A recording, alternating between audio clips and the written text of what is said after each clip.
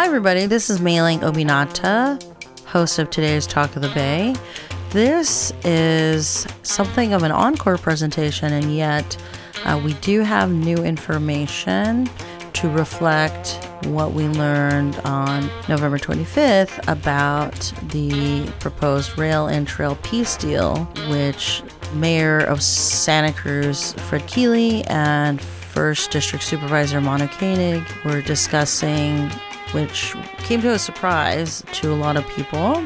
And I have Barry Scott, who is a local train advocate, commenting on this matter. Commissioners Koenig and Keeley have suggested ways to build the interim trail without rail banking. To build a trail on the tracks, over the tracks, or in place of the tracks, as they suggest, is in contradiction of the goals for rail and trail that have been described over the past decade or longer, including studies that show rail and trail can provide the best return on investment. Called a peace deal compromise, this new surprise trail-only approach has never been discussed with the public or shown to even be possible in the face of opposition by the federal STB, that's the Surface Transportation Board. Commissioners need more information, and the public need more opportunities to learn what is at stake. The Regional Transportation Commission will be meeting this Thursday, December 4th at 9 a.m. in Watsonville at the City Hall, and that meeting will be available by Zoom. I encourage people who support the Rail and Trail project to attend in person or by Zoom, and to make a public statement saying that you don't want an interim trail, you want rail and trail, and we need more public involvement in this decision. We need more information, because this is a brand new idea and it needs to be understood before any action is taken in that direction. The public can also send an email to the RTC by writing to info@sccrtc.org. Again, info@sccrtc.org. Get your letters in as soon as possible. And again, tell the commissioners the public wants the ultimate trail, the trail that doesn't destroy the railroad tracks.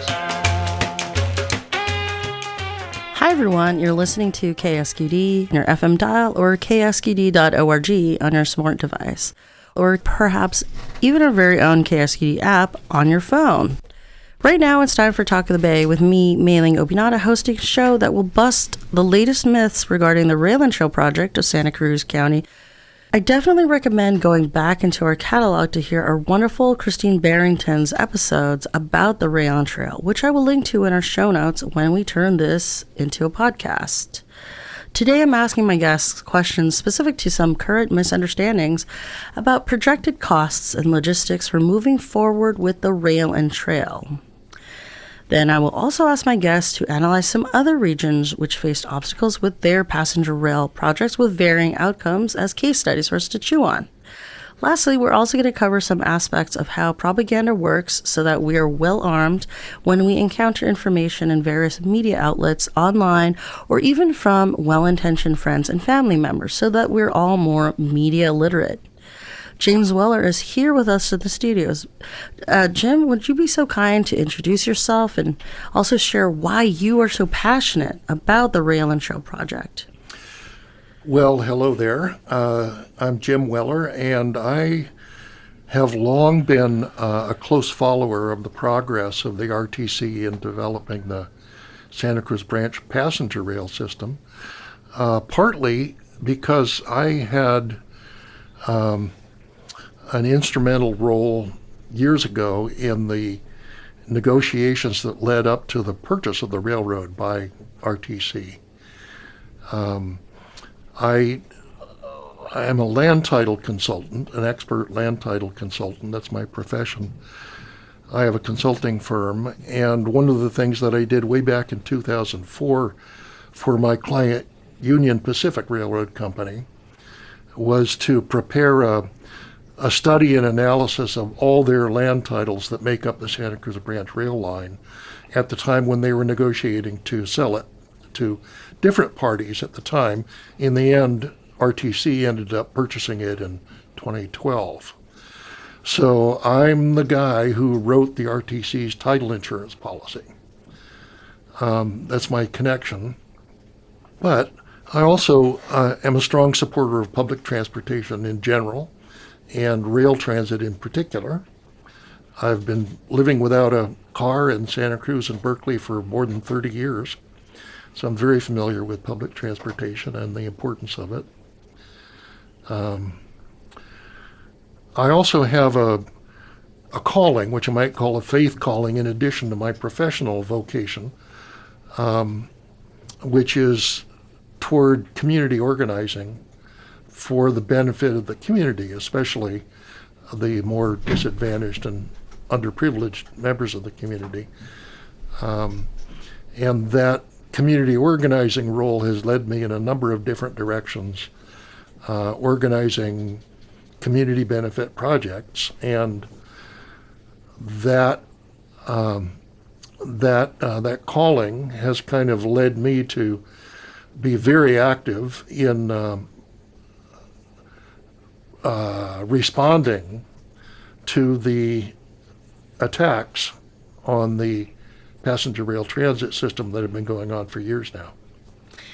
Thank you, Jim. And just for listeners out there, I might, or my guests might, refer to the RTC, and that is an acronym for the Santa Cruz County Regional Transportation Commission. And Barry Scott is here with us by the grace of our broadcast software. Barry, would you like to introduce yourself and to explain why you are so passionate about the Rail and Trail Project? Well, thanks very much, Meilin. My background in first architecture and urban planning, and later more training having to do with education, and a couple of decades in energy and the environment matters, and especially educational programs.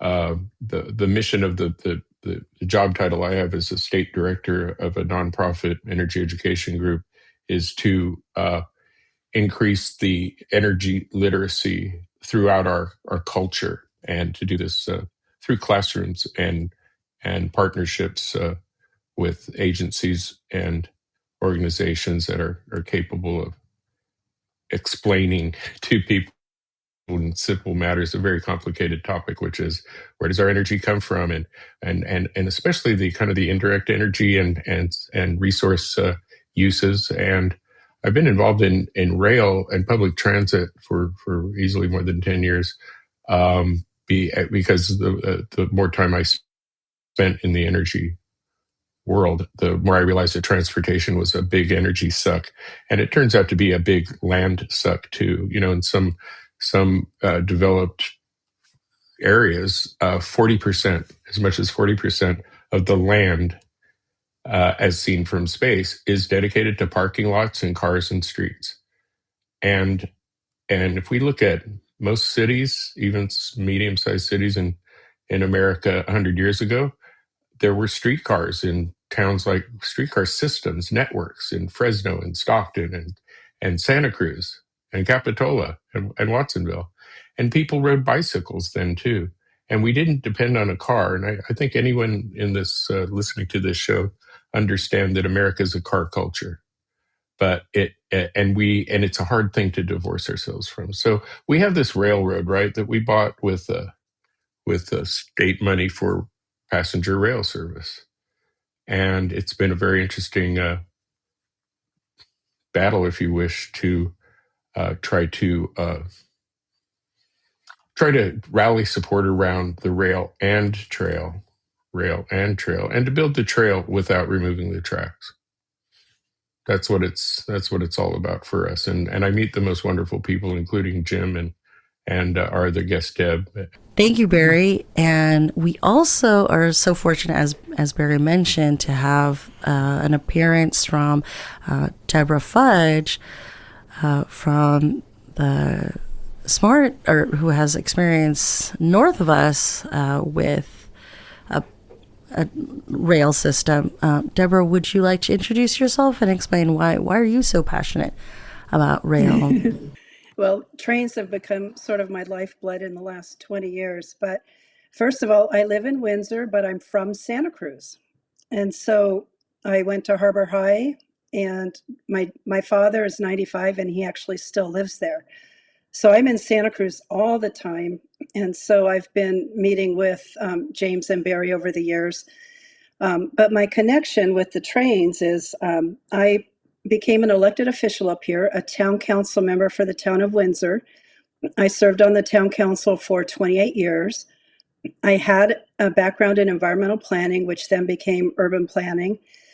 And I was appointed to the SMART board in 2005 when the EIR was still being finished and before we had a sales tax approved. And I was on the board for 20 years until just this past January, until just 10 months ago.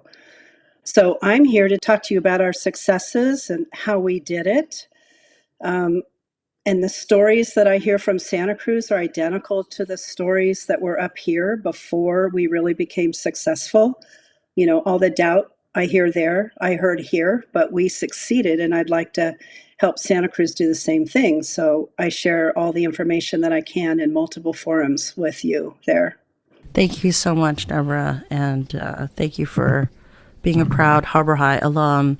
So, so I have some very sort of specific questions to start out with, but I'd like this to be a conversation, one, because we have like 4 people in this conversation. So I'll try to kind of stick to my question list, but you are also extremely knowledgeable. If you want to just like jump in and ask a question, or you want to react to something someone else said, I'm just going to try to I'll try to wrangle y'all, but I'm not gonna dictate how this goes, because you know so much. But here's my first question. Okay, so in the simplest terms possible, what do we need to worry about if we, as voters, as residents, are interested in passenger rail in this county? Didn't we, settle everything with Measure D in 2022, since there's like an overwhelming landslide of voters expressing an interest in passenger rail? So anybody can take this question. Well, I would say that what we have to contend with now is the same thing we had to contend with before 2022 Measure D and for years before that, which is the concerted opposition to development of the passenger rail transit and rail trail project. That opposition largely goes under the moniker of Greenway, although the Greenway group is not the entire scope of the opposition. But they're there. They should have been, in my opinion, utterly defeated by the defeat of Measure D. But they weren't. And so they're still doing their damnedest to sabotage the progress of the RTC's passenger rail and trail system. And Barry may have another point of view. Yeah, it's thank you, Jim. I've come to know and meet and even had pleasant discussions with some of the folks on the Greenway side, and half of the Greenway board comes from the tech sector, and the tech sector has a certain kind of approach to business plans, and it's often one that involves, well, dependency on a product and then a subscription service to that product so that you pay perpetually, and and replacement and updating of the devices. So if you look at your phones and so forth, and cable television, once upon a time television was broadcast for free, and telephones weren't so fancy and expensive. Now we all love our iPhones and we love our smartphones and everything. But when it comes to transportation, when you think of the fact that in some households, transportation is a larger cost even than that cost of housing, but it's often number 2, then providing something, then there's a lot of opportunity. And you've heard of Waymo and Zoox and all these personal micro mobility and all these other things. And it's coming, and there's no stopping it. I mean, I love the idea of electric bikes and rentable bikes and safe bike paths and everything. But what we're not seeing is we're not seeing cars give up their bandwidth the way we might.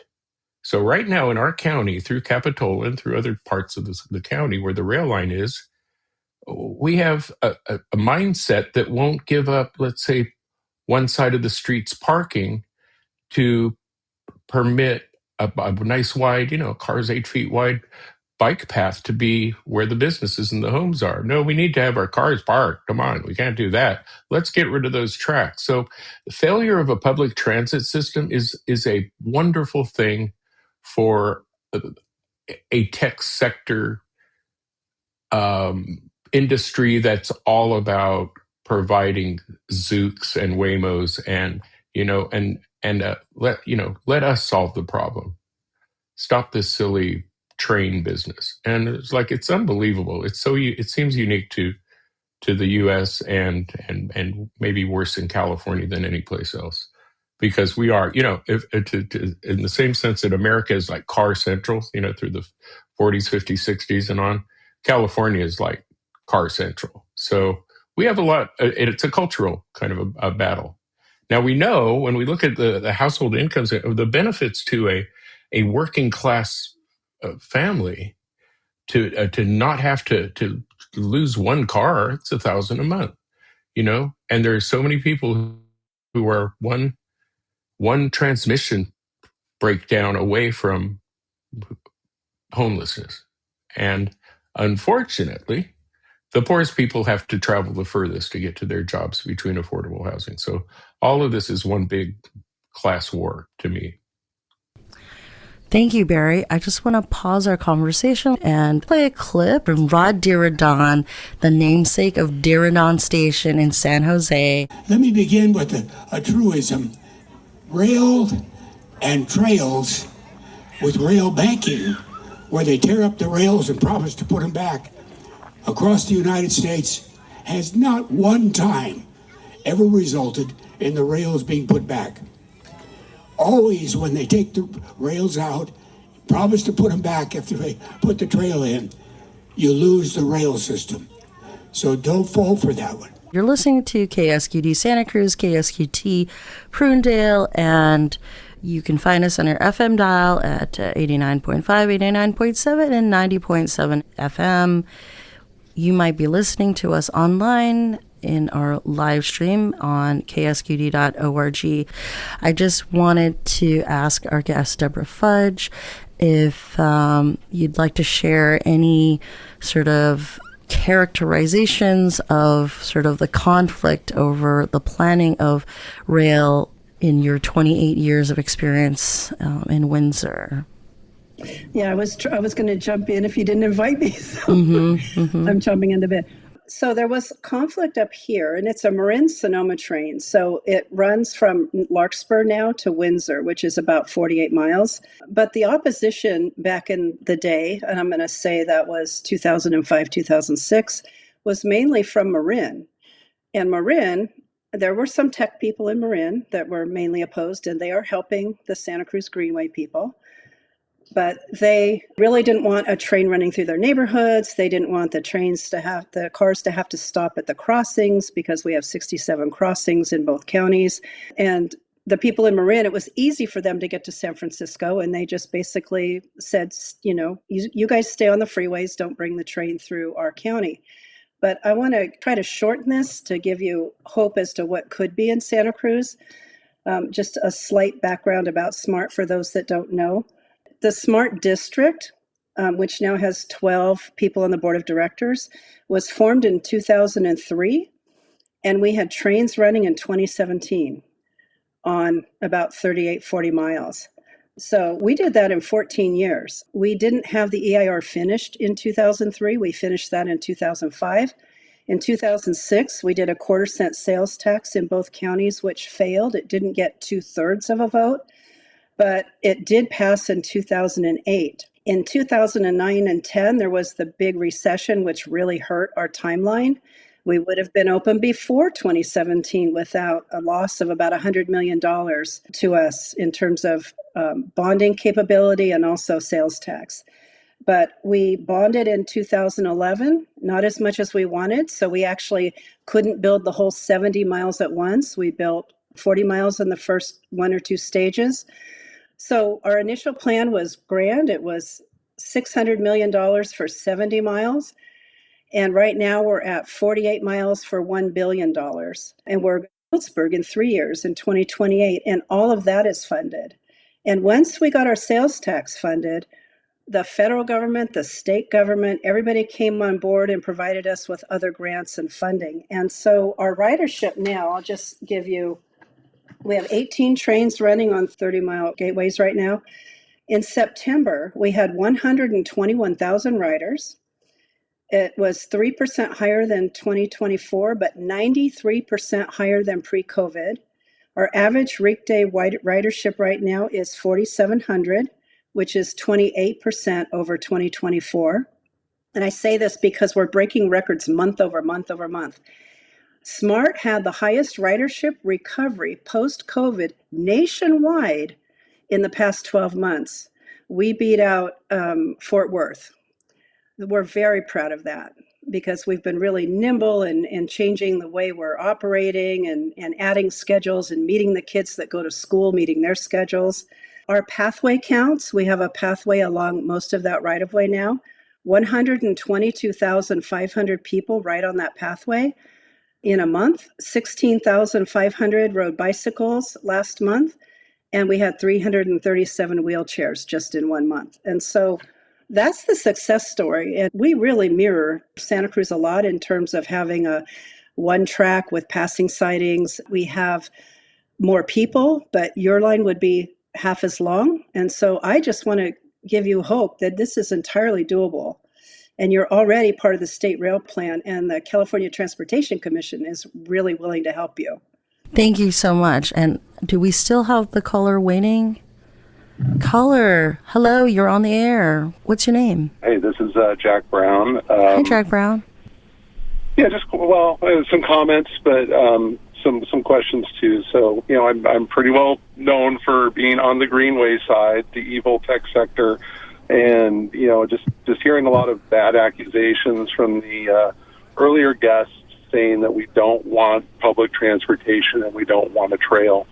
Really, nothing could be further from the truth. The big thing that's come out since Measure D failed in 2022, and all of us on Greenway have accepted that.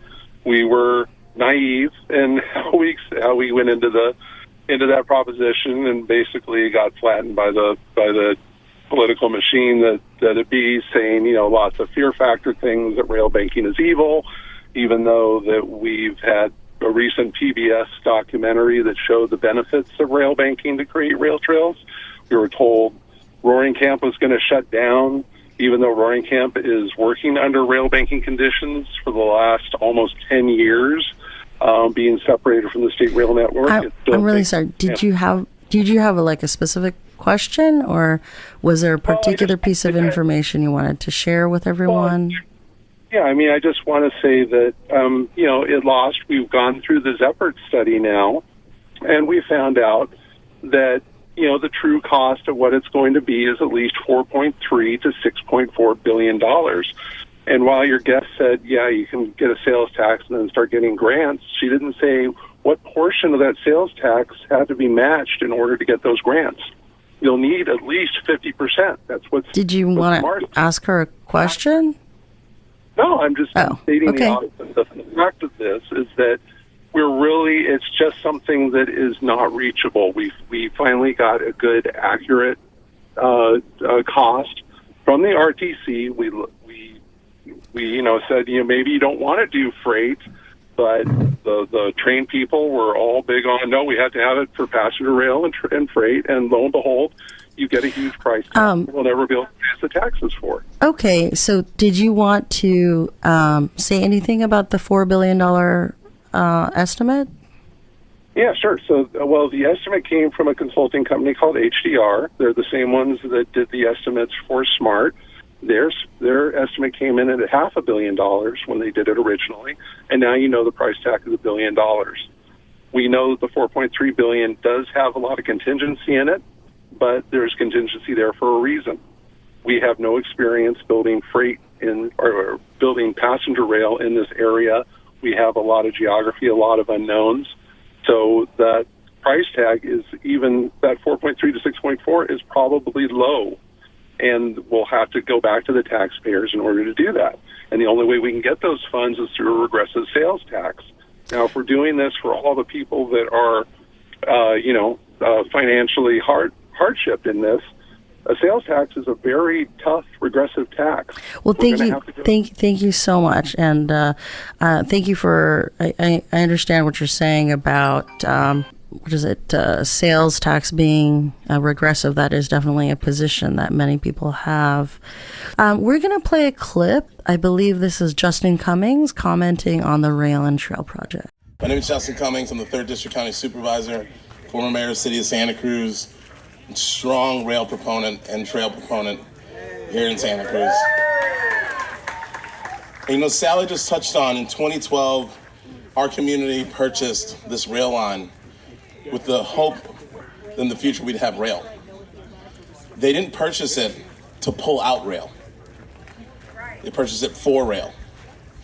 And so all the conversations that people are having about ripping out the tracks, that's not why we got the funding for that rail line. We got the funding for the rail line to figure out how we can put rail in, and in addition to that, we want to put a trail right next to it. And I want to say that as the 3rd District County Supervisor, in the 3rd District, we're almost done.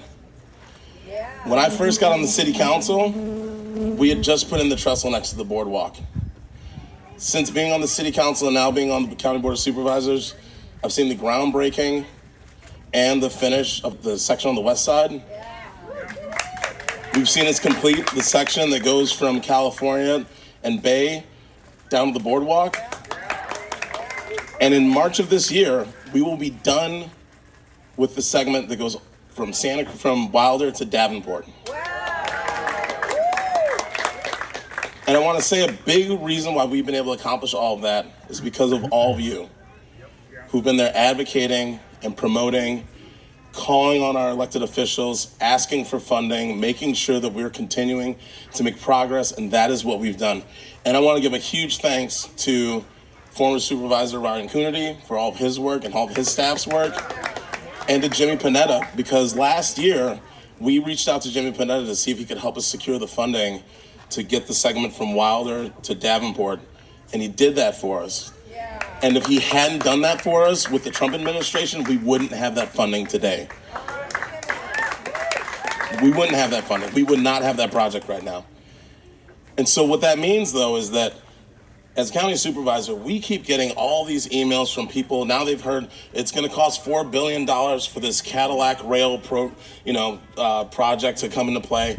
And so everybody's saying we need to just rip out the tracks. And for me, what it says to me is that we need to be innovative. We need to figure out, how can we cut costs? How can we make this cheaper? Who can we go to get the funding to make this happen? People are saying 12% sales tax. We don't have to tax ourselves. Let's figure out where we can get the money to come from. Let's be creative, right? We're Santa Cruz. Come on now. So I say all that because we're going to need your support now more than ever to make sure that we don't go backwards in time, that we don't get ourselves into lawsuits over ripping out tracks. And we're not violating the reason why we got the funding in the first place, which is to move forward with rail. So let's keep the rail moving forward. And I know that with you all working with us and us all working together, we can make it happen. So let's do it. We were just listening to Justin Cummings. He is the 3rd District County Supervisor of Santa Cruz County, commenting on the construction of the trail in the west side. So yeah, I just wanted to ask my 3 guests, and thank you, by the way, Jack Brown, for calling in, about that number. I think it's $4.3 billion as an estimate, and our caller did refer to the fact that the consulting firm that the Santa Cruz County Regional Transportation Commission is using is the same as for SMART. So is that number, can everybody jump in and just kind of comment on what do they think of that? Yeah, this is Deb. Mm-hmm. So when I said 1 billion, that's for 48 miles, and you're talking, 22 miles? So that was my point, is that I think, not being an expert down in the Santa Cruz area, but I think that 4 billion is way out of range. I hear comments down there like, well, we have creeks and rivers and we have, bridges and unknowns. Well, so do we up here. We have 2 rivers, bridges crossing one river now, which is actually a navigable river, the Petaluma River. We have 27 bridges over creeks. We have lots of wetlands in Marin. And so I think the $4 billion is way out of range, and it's not based on actual engineering. So in my opinion, watching from afar, I think Santa Cruz needs to set up a transit district, do your environmental documents, then you get to 10, 20, 30% engineering, and then you get a true estimate. And that's what we did up here. Thank you. Would anyone else like to jump in? I would like to. Thank you. Okay, thank you, Barry. I spent a lot of time talking to the actual folks who were putting this together, and we followed very closely every decision that was made along the way. And frankly, every decision, every time there was a choice that could have been a cost-saving choice, it went the other way. It went the other way. I want to remind Jack Brown and other listeners that the prior studies done by Kinley Horn and other qualified firms, planning firms, came in with numbers like 428 million, an eighth of the cost. And when we saw the drawings and the decisions they were making, they were straightening curves and tracks so that trains could go much faster than they actually need to go. This flyway, elevated rail by the boardwalk, just ridiculous. Specifying freight bridges for the maximum possible known load throughout the nation, and when that's not really necessary. Every chance that existed to do something at a lower price went the other way.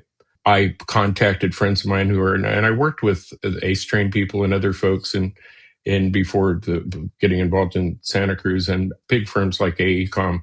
I still communicate with them. The day after this $4.3 billion came in, I heard back from somebody who said this: I feared this would happen given their choices, and without direction to the contrary, a consulting team will always design the optimum system, which will be gold-plated, and though a great product, far more expensive and time-consuming to build than might be basically practical. Design consultants make funding from working on, not finishing, projects. So HDR was not directed to, in any sense, and anyone at the RTC will admit this, no, we did not direct them to create an affordable system.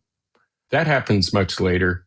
But it's unfortunate they chose large train sets when they could have designed for light rail or even lighter than light rail, an electric streetcar system. And so what we're going to do is we're going to encourage them to do that. That's what we need to do. The idea that, it's 4.3 billion, therefore let's just kill it, is absurd. And as Justin said, we bought this rail line for rail. Now we have to find a way to make sure that we can build a trail. But no, we're not going to give up the rail so that we can do a cheaper trail. That's all I have to say. Thank you, Barry. And then Jim, did you want to comment on that? Or do you feel like Barry and Deborah covered it? I can provide another perspective. I have gone over the ZPERT concept report that HDR prepared very carefully. The section of the report that deals with projected construction costs and operating costs is a relatively small section of the report. It's brief compared to the whole report.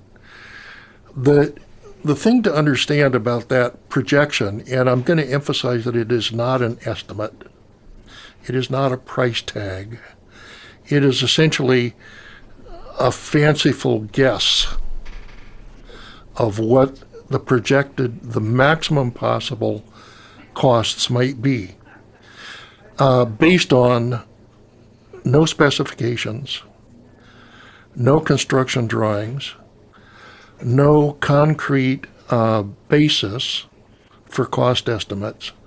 It's based on a concept, and it's intended to be as high as possible. Now, HDR projected what they called a base cost, without really any support at all, of $3 billion. That was their base cost. They said in the report that because of the lack of specifications and concrete basis, they felt there was a lot of risk of unknowns unknown factors. So they added to the $3 billion a 42% contingency factor intended to cover unknowns. And in addition to that, they even went beyond that in the report and said that all of this is very uncertain. And so we're going to say there's a possible range that we can project between $3 billion and $6.4 billion. That's what Jack was referring to. The $6.4 billion is just an outside extreme figure. So in my opinion, what we've got in this ZPERT concept report is no more than an opinion. In fact, they use these words. They say that what they have provided is a rough preliminary order of magnitude opinion of probable maximum costs. Well, there's a lot of very conditional language in that sort of. Right. So my point is that this it's not ready for prime time. This is not a reliable cost estimate. It's not a price tag. It should, frankly, simply be taken into account and rejected by the RTC. Thank you, Jim. I just wanted to ask our guest, Debora Fudge, you had mentioned hearing that people in Marin were helping people with the Greenway in Santa Cruz County. I'm just wondering how you learned that, or did I hear that correctly? You heard that correctly, and I know because they write letters to the editor and I know their names. And when I write a letter to the editor in the Santa Cruz Sentinel, then they counteract what I say. So I know them by name. Yeah. Thank you, Debora. Okay, may I have one of the phone calls? Hi, caller. What's your name? You're on the air. My name is Ron. Thank you. Thanks for calling. Do you have a question or a short comment? Yes, I do. I live right across the street from the rail line, and there's a sidewalk very close. I'm going to say not even 50 yards. The county is woefully absent of sidewalks around it, and if the concentration could be made to using the rail line, would that save enough money so that we can progress and go ahead and start up the quiet electric train? I have one more question. It seems to me that there's a lot of people that would be benefiting by that. Is there any reason why the rail lines that have been there for such a long time cannot be used? They don't need to be replaced. Just put the train car on, like the Coast Futura that did its demonstration run a couple of years ago. That would be my two questions. Thank you. Thank you, Ron. All right. Thank you. Okay. So first a question about, I think, sidewalks. I personally did not quite understand that. And then a second question about being able to use the rail lines like we saw on the Coast Futura demonstration train. Would anyone like to jump in and answer those? Yeah, the Coast Futura was a key, part of that through the every step of it. And Roaring Camp, so a minimal amount of work, was done to the tracks to make it work for that. And I want to say it's just a great example of a battery operated, no wires above streetcar with that you could enter just 8 inches off the pavement, easy to build platforms for. But to do a good service, we would want new tracks and ties. It's a minor part of our rail system. The hardest thing to put together for a rail system are the parcels and the property that you need to go from here to there. And we have that. We own that. We have a corridor. It's amazing. Most of it's wide enough for a trail and generous trail and rail. But as far as being practical about it, we would want new rail, continuously welded, smooth rail without the clickety clacks, and just new ties. And it's really, in terms of the cost, and people seem to think that the railroad it's the steel. That's the most of it. No, it's not. It's like I said, it's the land.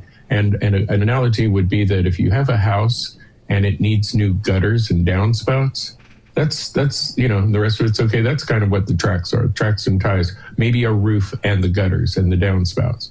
The really expensive part is getting the land together. So it's not a big deal to say we're going to go through and we're going to replace the ballast, which is the rock under the tracks. We're going to put in concrete ties, and we're going to put in steel rails. And there are machines that do this kind of all at once. They just start at one end.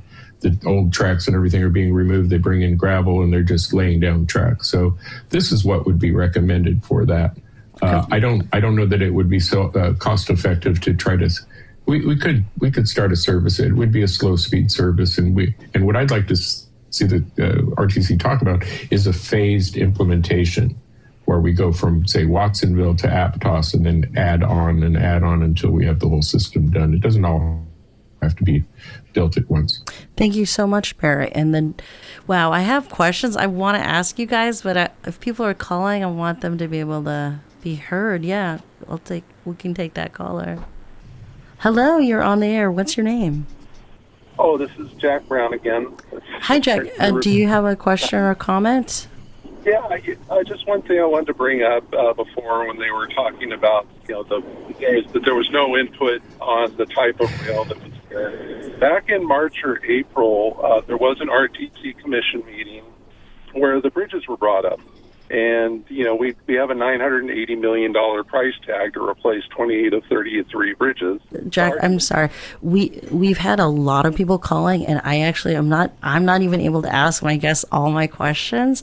And I love the fact that you're furnishing a lot of detail, but do you have like a brief comment or question for our guests? The brief comment is that the commission said no, build the bridges for freight. They had an opportunity to save $100 million right there, and they said, no, we're doing it for freight too. So don't say that the consultants did that. We did that upon ourselves. That's pretty much what I want to say. I'd love to be a guest in time to respond to a lot of what's being said here that is incorrect, but that's my statement. Thank you. Thank you for calling. All right, would anyone like to respond to that? Again, real quickly, HDR never did a bridge survey. They never did a bridge survey. And what they decided to do was just assume that all the bridges would be replaced. That's how crazy that estimate was. They didn't even survey the bridges. So that 900 or whatever the number Jack threw out is just, it's a tosser. Okay. Thank you. So, and I love all the energy that everybody's bringing as guests. And I love the fact that people are calling like crazy, that our phone is lighting up. But I'm very selfish. I have questions for you guys. And I wanted to just bring up an example from Durham, North Carolina, which is part of the famous Research Triangle. One of the points of the triangle is Raleigh. That's home to IBM and NC, North Carolina State University. You also have Chapel Hill, which is home to the University of North Carolina at Chapel Hill. And Duke University is sort of the third point of that triangle with Durham. So that's a very active region. And as it was transitioning from agriculture and textiles, the opportunity to have a rail project came up. And there was a big tussle in kind of like what would be the future for that area. And I just want people don't know necessarily that this area, specifically the Santa Cruz County, is home to, we have our own tech that, kind of grassroots-y, like Santa Cruz operation is famous. Actually, I know people in Silicon Valley who are like, what? I just thought it's SCO. I didn't know that's from Santa Cruz. It's a very famous flavor of Unix, which is used in a lot of enterprise operations, as well as Borland and also, we had Plantronics. So we've had hardware and software, and also UC Santa Cruz. Yes, home of the slugs, but also home to one of the parts of the quantitative biosciences project of the University of California. The other parts of that include UC Berkeley and UC San Francisco, the medical school. And so the quantitative biosciences, I mentioned that just because it's kind of part of the region, right, along with we have the Amazon Fulfillment Center, Salinas. I don't think it's controversial to say we're not just all doing ag out here, right? There's a lot of tech and science going on, just like we saw in Durham, North Carolina. Anyway, long story short, and I wanted to cite you guys some more chapter and verse about the Durham Orange Light Rail Transit project, but I know that the end of the hour is fast approaching, so I'll just give you a spoiler alert and let you know that Duke University never gave the right of way. So it vetoed, and that project died, and the community has spent over $150 million in the planning process over, say, I think 20 years. And so I mention this just because you have these different factions in the community, right? Let's say whether it's the Research Triangle, whether it's Santa Cruz County or the Monterey Bay, and we're trying to determine the rail and trail. These questions of what is the best use of land, I would say it's important. My opinion is that it's important for it to be democratic in nature, and that voters get very vocal about what are their wishes. Okay, so anyway, I'm just throwing that out to everybody. If anybody wants to respond to that, that's fine. We're not. Oh, we have another caller. Okay, we'll take the call. Hi, caller. What's your name? Tim, T-I-M. Hi, Tim. Do you have a question or a comment? We are quickly approaching the end of the hour. Great. Okay, quickly. I just thought we should at least add into the equation the operations and maintenance costs, because it's not just the construction costs of the rail, it's also the 40 to 50 or 60 million in today's dollars that it would take to operate the rail line.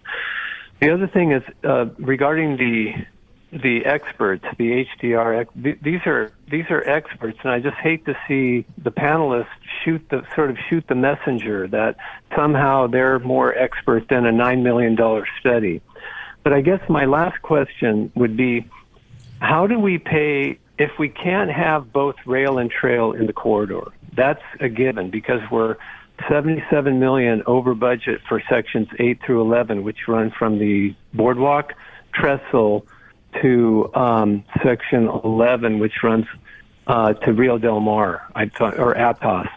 So if we can't afford that with grants that we've already received, and we can't pay for rail because it's estimated that it would be 20 years, even the simplest rail, with Barry mentioning the new rail. Do you have? I'm sorry. I know you had one question, but do you have a second question quickly? Because we only have 8 minutes left. Would the panelists agree that a trail would be a good option before we consider the reality of how much it's going to cost for rail? Thank you, Tim. So I just want to address actually your first question about HDR.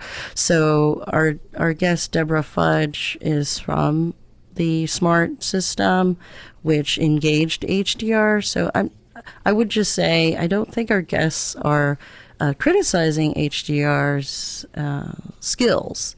So that's my point was the order in which things are being done there versus the order of how it was done successfully up here. Mm-hmm. So we had more information when we hired HDR and to do engineering estimates and to give an actual cost estimate. We formed a smart train district. Mm-hmm. So our train district was not run by your RTC as our SCTA, Sonoma County Transportation Authority. It was never run by the transportation authority that does freeway widening and buses and everything else. So we did our EIR in 2005, which gave us the information to do the engineering to get to 10 and 20 and 30% engineering, which then HDR formed our $600 million estimate based on actual information and evaluation of tracks and bridges and crossings. And in the middle of all this, I didn't mention this, but our estimates also rose because regulations at the Federal Rail Administration changed while we were designing the system. We were the first train system to install a safety mechanism called positive train control, and we had to design it on the fly. So that was an extra cost. But we still got 48 miles done with $1 billion. So that was sort of my point, is the order in which things are being done there. And so I didn't diss HDR. I think they had more information here when they created our estimate. Thank you so much for clarifying that. So it sounds like you have to use not only, the right tool for the job, but at the right time when the community has done some proper homework. And I want to ask, what's the homework you want to give us as listeners? I've heard the word, making a district and so on. So what are some next steps that you want listeners to focus on? So we formed our smart district after we had enabling legislation created at the state level. So I don't know if if it's still a requirement, but we had a smart enabling legislation put forward by our assembly members, which passed, and that's what created our district. And then we were off and actually running. So if I were looking at Santa Cruz, I would think everybody should contact your assembly members and state senators through your elected officials, and even on your own as well, and request enabling legislation to create a district. And hopefully the RTC would back that. Thank you, Debora. Barry or Jim? Well, I agree with Debora. At this point, the RTC has taken the concept, the ZPERT concept, about as far as they can. The next step for the RTC is going to be an environmental review, and they'll have the option to make the decision to move forward with that at December's meeting. That's probably going to be a 3-year process and cost some millions of dollars. In my opinion, it would be an advantage to Santa Cruz County to create a special rail transit district like SMART. You could call it SCART for Santa Cruz Area Rail Transit District. This district would be a separate California legislature-sponsored agency that would be responsible for developing and operating rail transit. It could include the segment of the Monterey Bay Scenic Sanctuary Trail that's within the railroad corridor. But the important thing is that we could do what SMART did, create this district, staff it with real public works engineers, people who know how to build a railroad, and put them to work. Let them do the environmental review, let them do the preliminary and engineering, let them do the exploration for grant funding, let them work on the funding for final engineering. Let them take it forward. They did that in Sonoma and Marin, and as soon as they got that in place, they built a railroad. We can do the same. Thank you, Jim. Barry, do you have homework for listeners that you want to share? Yeah, I think my homework might be a little different, a little bit more like actual high school homework or something. Okay, all right. To give some thought, I'd ask everyone to honestly ask themselves if they think that this rail banking idea of removing the tracks and don't worry because we can bring rail back, if they really think that it's feasible for their children or grandchildren in the future to be able to or have the money or the willingness to remove the trail, right? Bring back all the gear and signals and grading that, the road earthwork to put in the train tracks that are there now, and then build a new trail next to the tracks. Because that's what the sales pitch is about rail banking from those who want to see a trail only. And we have been able to build segments of the trail next to the tracks. And you know what? We don't have to build a train next year, but we are in what's called the Federal Corridor ID program as part of the Central Coast Corridor. And we actually have a pretty good standing for funding and development, but I think we really need, and it's part of the next step. to go back to the drawing board and look for a more affordable thing. But building over the tracks, removing the tracks, that's if anyone can find for me an entire, multi-mile system that has successfully ever been restored to rail service and kept the trail, it never happens. I think that's the homework. Just really investigate this idea of rail banking, because it's not real. If any decision to build over the tracks, remove the tracks, is just going to be the end of it, and will be, forever condemned to perpetual, or extended, I should say, dependency on automobiles or rubber-tired vehicles in highways and traffic. Thank you so much, Barry. And I didn't even get through all my questions for you guys, because I love the energy of everybody calling. So thank you so much for everyone who called. You've been listening to Talk of the Bay with me, Meilin Obinata, and I'm so privileged to have Debora Fudge, Barry Scott, and Jim Weller as my guests. And it sounds like you guys really love this topic, so I'll definitely try to do more shows about this very thing.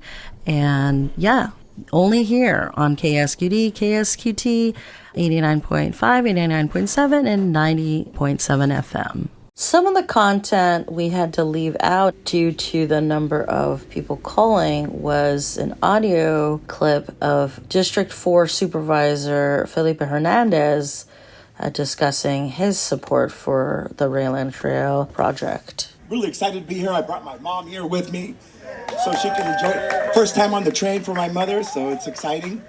Every time we try to bring the Young Supervisors program, we try to bring the students over here. And during the last class, we had about 16 students. And out of the 16 students, 15 of them have never been on to Roaring Camp from Watsonville. And it was actually my first time 2 years ago, the prior class, that I got on Roaring Camp. So we need to make sure that we extend these beautiful locations that we have in our very own county to people in South County as well. I want to go back and thank all the council members that we had that were supportive of the rail trail. We have Trina Kaufman Gomez here that's always been supportive. And former commissioner as well. But back in 2012, my first run in office in Watsonville, I served as vice mayor. And me and Nancy had the opportunity, when they acquired the rail line, to do the ribbon cutting ceremony. And ever since then, even prior to that, I was supportive of the idea. But I think, what's important back then is that the goal was always to create the rail and trail. And today, that same very goal is still our goal today. There's going to be multiple narratives that people put up, that people talk about, they're going to say that we need a rail bank for whatever narratives, but we need to stay committed to our purpose. Whether the narrative is that it's Cadillac costs that we can't afford, whether the narrative is that there's overriding expenses, or that there's inconveniences to businesses, we need to work through this and stay on board and committed to our goal of rail and trail. Stay on track. Stay on track. Yeah, stay on track. There you go. I do have some concern, but not with what we're doing. We all know we're living in the dark times right now with this administration. But again, we need to stay on track. We need to stay focused. We need to make sure that we keep our candidates that are supportive. Candidates like Justin Cummings, Fred Keeley, Vanessa. We need to make sure they stay in office, because we all know that there's people out there that are working and organizing and plotting to get people out of office that support the rail trail. We also need to make sure that we vote to flip the Congress, so we can get that federal money for rail.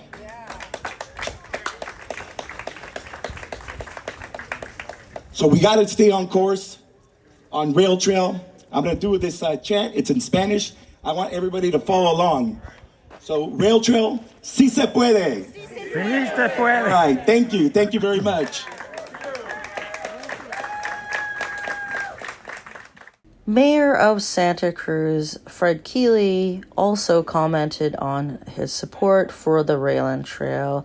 This is audio we needed to cut in the interest of time. Thanks to all of the folks and friends of the Rail and Trail for pulling this together, having years and years and years of commitment to a dream. And I'm going to tell you a quick story. Yeah, if you think it's quick, you're wrong. I'm going to tell you a story.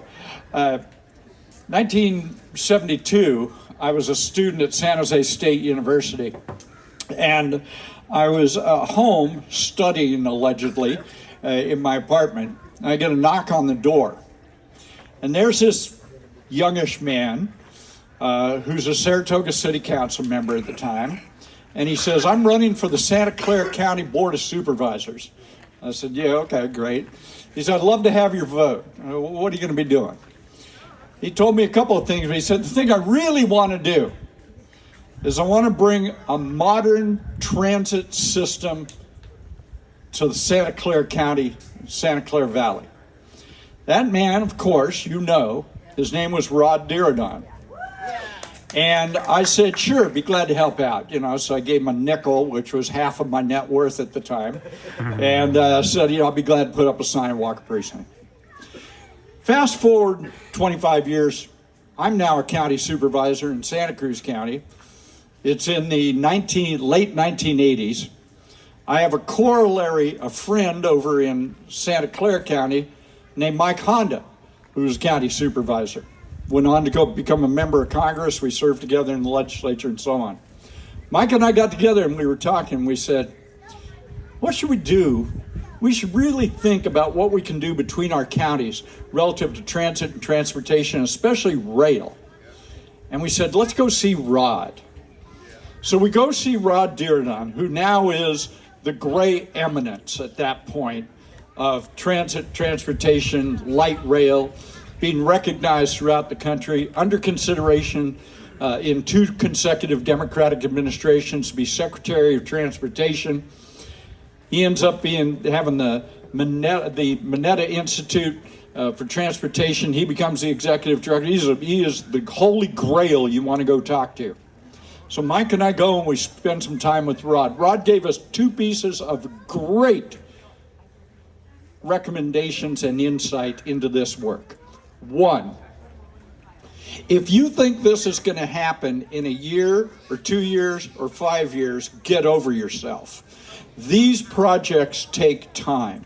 They are enormous land use planning projects. They are enormously complicated with regard to funding the capital side and the operations and maintenance. But what you cannot do if you want to do this is give up. Let's have some of your He said, I guarantee you are going to get into situations which are going to look very dark and very hopeless because some administration who's sitting there now doesn't like something that's part of what you're going to do.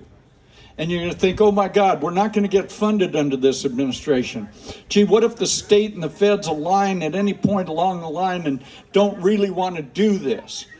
Rod said, if at any point along that you say this particular hurdle is too high to get over, he said, you will never get the project done. He said, so what you got to do is believe in your dream. You've got to believe in it.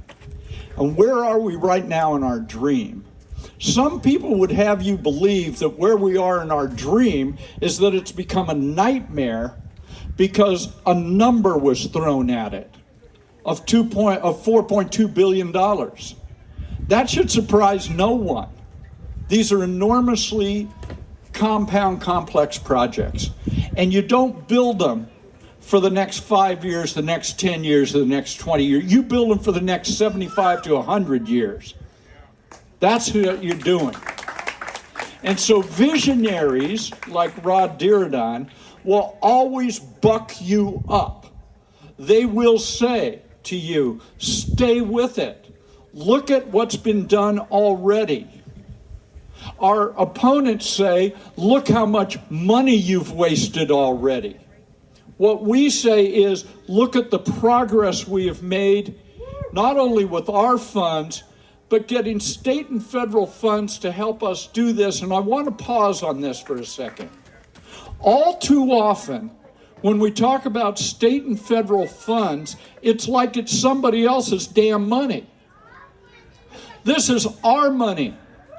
We pay billions of dollars over time in state and federal taxes, in gas taxes, in excise taxes, in our community, and we export those to Sacramento and Washington, D.C. This isn't somebody else. This is our money we're clawing back in here. This is our money. For our projects, for our future, for our dream. Next, we don't have a project yet. For those that want to stop the project, we don't have a project yet. You only have a project once you finish the EIR and selected a project alternative. We're not near that. Our next challenge is getting the money for that, to be able to do the environmental work that explains, here are the constraints of the project. That will then be when the RTC selects a project alternative. At that point, we can have the debate about whether that project, which will have an assigned cost to it, where we can begin evaluating what our local share costs, that's when we can have the debate. It's not ripe right now. It's not my fault, and it's not your fault that Greenway put a stupid ballot measure on before they ever should have, and got 74% of the people in the city I represent say, no, don't stop. Keep putting one foot in front of the other.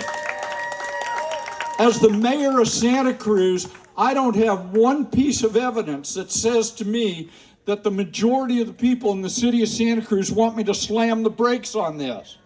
That isn't at all what they want. What they want is for all of us to keep putting one foot in front of the other until we get to a point where we can agree this is a decision-making moment. We are not at that point. Don't let anybody try to convince you we are at that point. We are not at that point. The right thing to do is what the voters told us to do in the original Measure D. Keep putting one foot in front of the other. We want the benefit of the bargain. Sure, we're going to widen Highway 1. Sure, we're going to give some money to Metro. Sure, we're going to do this. But the bargain was also we get a rail and trail. That was the deal. Don't negotiate against ourselves and give that deal away. So we need you to buck us up at the RTC come November and December. We will do our job knowing that you have got our backs to get this job done. Thank you, Roaring Camp, thank you, Fort. God love you all.